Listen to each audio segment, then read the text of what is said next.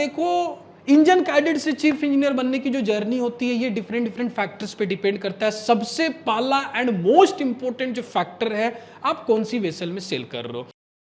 How much times it takes to become an engine cadet to chief engineer level. अब again frequently asked question, GME aspirants के काफी ऐसे बच्चे होते हैं जो इस तरह के क्वेश्चंस पूछते हैं। मैं काफी सारे वेबिनार्स करता हूं तो इस तरह के क्वेश्चंस पूछे जाते हैं, डिफरेंट डिफरेंट ग्रुप्स में इस तरह के क्वेश्चंस पूछे जाते हैं। तो ये आंसर, इस क्वेश्चन की आंसर करना थोड़ी डिफिकल्ट है, मैं फुल्ली एग्री करता हूं।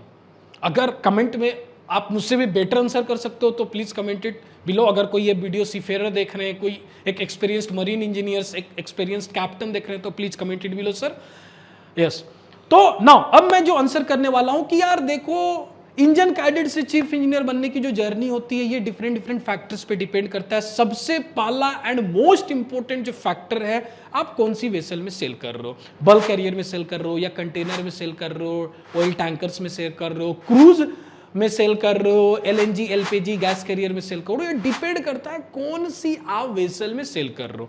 जनरली मोस्टली आपकी बल्क कैरियर में प्रमोशन फास्टर होगी, कंटेनर में प्रमोशन फास्टर बोल सकता हूं, ऑयल टैंकर में थोड़ी बल्क कैरियर एंड कंटेनर के कंपेयर में थोड़ी प्रमोशन स्लोअर होगी, एंड गैस कैरियर में प्रमोशन सबसे स्लो होती है। क्लियर? अब ऐसा क्यों है, क्या रीजन हो सकता है? अब आप खुद एक कॉमन सेंस यूज करो, bulk carrier, container carrier, oil tanker, gas carrier, और प्लीज वो कॉमन सेंस यूज करके आप मुझे कमेंट बॉक्स में आप कमेंट कर सकते हो। ऐसा क्यों है?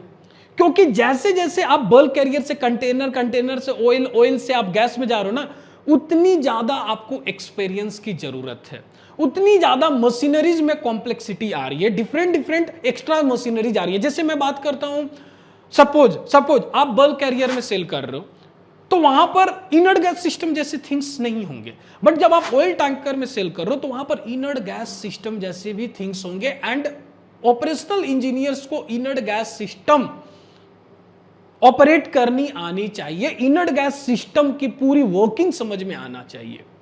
तो इसलिए मशीनरीज कॉम्प्लेक्सिटी के चलते, धीरे धीरे लेवल ऑफ रिस्क के चलते आपको टैंकर एंड गैस में थोड़ी प्रमोशन स्लो होती है, बट ऑफ कोर्स सैलरी ज्यादा होती है। अब सैलरी के रिगार्डिंग वीडियो मैं किसी और वीडियो में आपको बताऊंगा क्या सैलरीज हैं from engine cadet to chief engineer, इस पे मैं किसी सेपरेट वीडियोस पे बात करूंगा। तो फर्स्ट फैक्टर कि आप कौन सी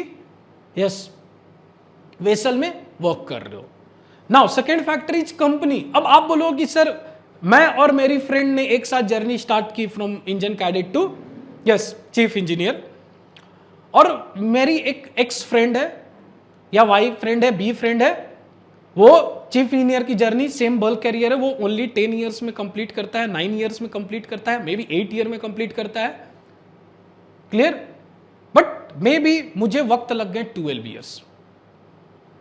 तो यहां पर भी काफी सारे फैक्टर्स हैं। अब वो क्या क्या फैक्टर्स है, अब यहां पर ये फैक्टर्स आते हैं। अब कंपनी पे भी कंपनी डिपेंड करती है, ऑल्दो आप सेम वेसल पे सेल कर रहे हो। अब आप सेल कर रहे हो किसी बी नेम की कंपनी एंड आपकी फ्रेंड सेल कर रहे हैं सी नेम की कंपनी। अब बी नेम की कंपनी की जो नीच है वो थोड़ी डिफरेंट है। वो लोग ऑल्दो वेसल बल्क कैरियर है बट वो थोड़ी स्लो प्रमोशन दे रहे हैं, एंड ये कंपनी थोड़ी फास्टर प्रमोशन आपको दे रही है।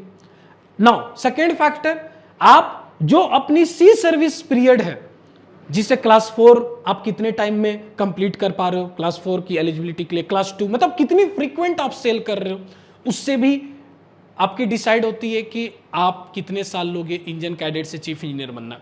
तो ये काफी सारे और भी डिफरेंट डिफरेंट फैक्टर्स होते हैं, बट मैं ईच एंड एवरी एस्पायरेंट्स को ही बोलता हूं कि आप रिसर्च करो, इस कैरियर के बारे में जानो, वेल डीप नॉलेज गेन करते रहो, ठीक है, and keep learning and keep growing. अगर GME sponsorship exams and interview की क्लियर कर रहे हो, then join SMBD academy. Thank you.